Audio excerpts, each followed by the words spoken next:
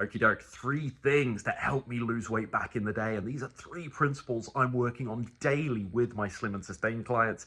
So far this calendar year, we've had over 75 clients through the program, over 50% of which have lost 15 pounds or more in just 12 weeks, their first 12 weeks on the program. So these are things that, yes, their origin is from my story and me sort of figuring out what works so well for me, but by extension then these are things that I'm testing with my clients right now. So I'm just trying to prove, I suppose, their sort of battle-proven hardiness, let's say. These are things that, yeah, in my mind, they're time-tested and they're working really nicely. Number 1 is fill your diet with those water-rich dishes. You guys heard me talk on Instagram the other day about soups. I love soup. I'm having lots of ramen now. I'm out here in Asia. I'm actually in Taiwan. You're not going to see out there. The lighting's too bad. Hold on. Let me see. Not a bad little view there. Are you guys going to see that? I don't know, but I'm now here in Taiwan. Last week in my video, where was I? Japan.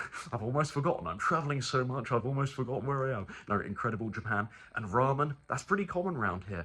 And these, of course, it depends what you put in the ramen, right? There could be loads of meat, there could be loads of dairy product, etc., etc. That's going to take the calories up. If there's loads of oil in that ramen or in that soup, that's going to take the calories up and up and up. But generally, I've been having these big veggie ramen, maybe a little bit of noodle in there, maybe some tofu in there for the protein.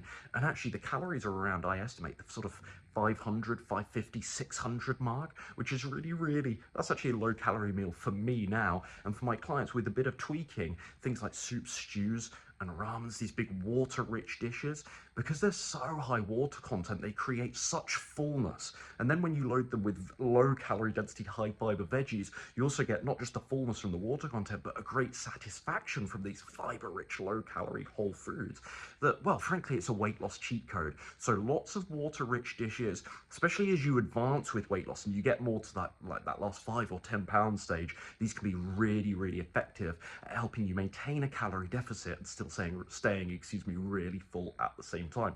Tip number 2, what gets measured gets managed. What gets measured gets managed. You guys know me, I'm not a calorie counter personally.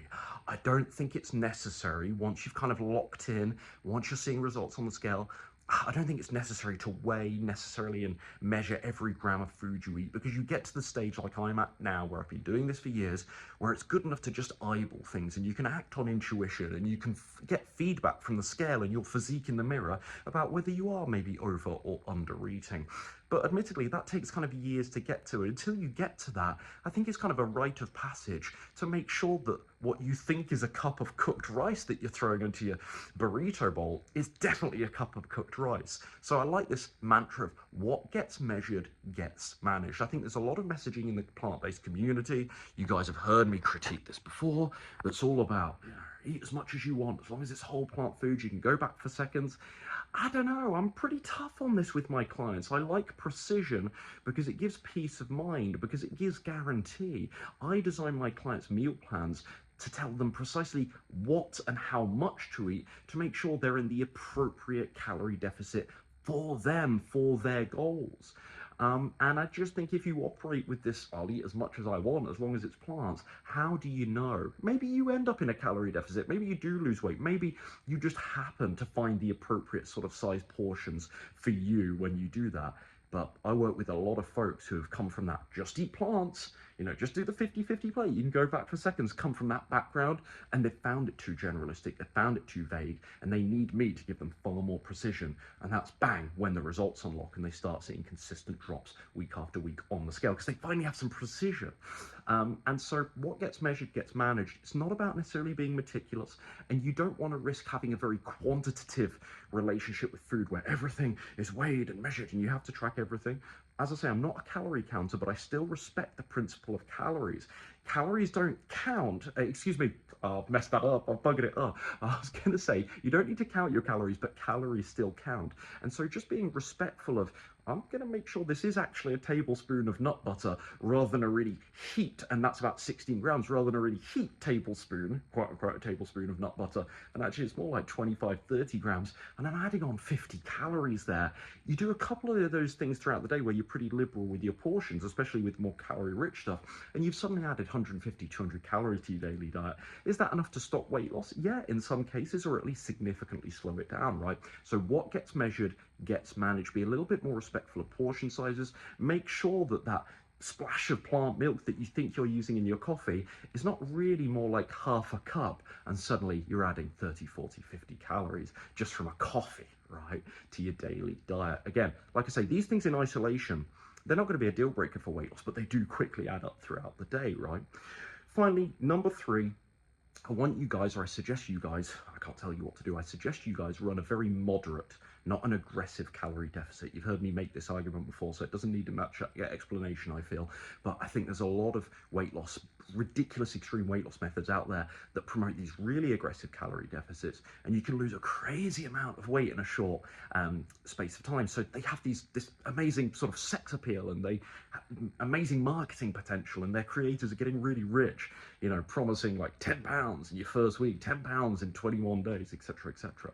That's never been my style. You guys know my whole slim and sustain shtick at this stage. I want slow and steady. I acknowledge there are no shortcuts, there are no quick fixes, and real behavior change takes time, and it takes a far more sustainable approach rather than just flying down the scale. But you're actually not improving your habits or your relationship with food, and you're always teaching yourself that the only way to go down the scale is to do something really aggressive and extreme. And there is a better way, a far more, I found, holistic, natural, safe and sustainable way that promotes a much better relationship with food over the long term as well, because you're not being so crazy and extreme and impatient and sort of instant gratification minded.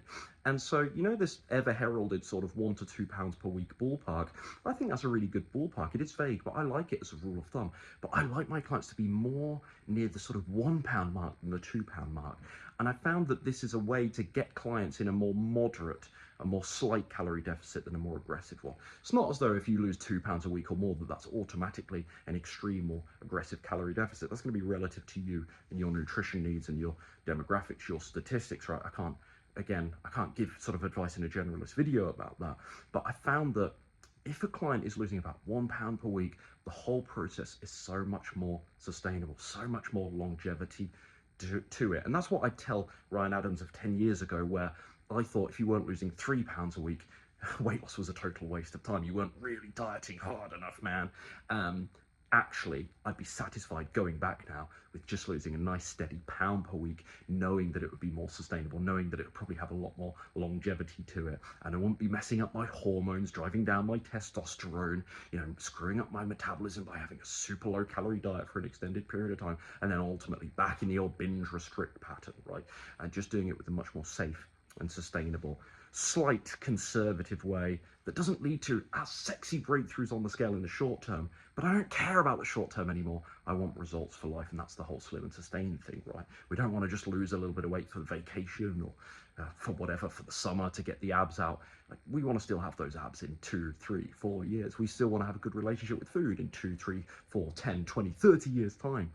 Right, so that's my whole thing today, and I just think those extreme aggressive calorie deficits, they do promise fast weight loss, but get yourself in a more slight calorie deficit. And if you're thinking, Ryan, I don't track my calories, how do I know if I'm in a slight calorie deficit? Again, you want to be nearer that sort of 1 pound per week. That's a suggestion really for most of us, that we're not doing things too extreme or aggressive. So if you start losing like 3, 4 pounds per week, again, it depends how much weight you've got to lose, but let's say as a rule of thumb, if you start losing maybe 3, 4 pounds per week, that might be a sign that you just want to add a little bit more calorie dense foods to your diet, maybe a little bit more avocado, a few more nuts and seeds, you know, maybe slightly fewer, you know, fruits and veggies. I still want you to eat the fruits and veggies, but slightly fewer and a bit more starchy, so you get the calories up ever so slightly. Maybe you lean back on the exercise just a little. If you're losing less than a pound a week, that might be a suggestion that you need to do the opposite. So hopefully this helps. Good rules of thumb, hopefully. If you want to learn more about Slim and Sustain and have me personally coach you through this entire process and teach you my particular method, click the link down below, fill out the form there. Take care. See you in the next one.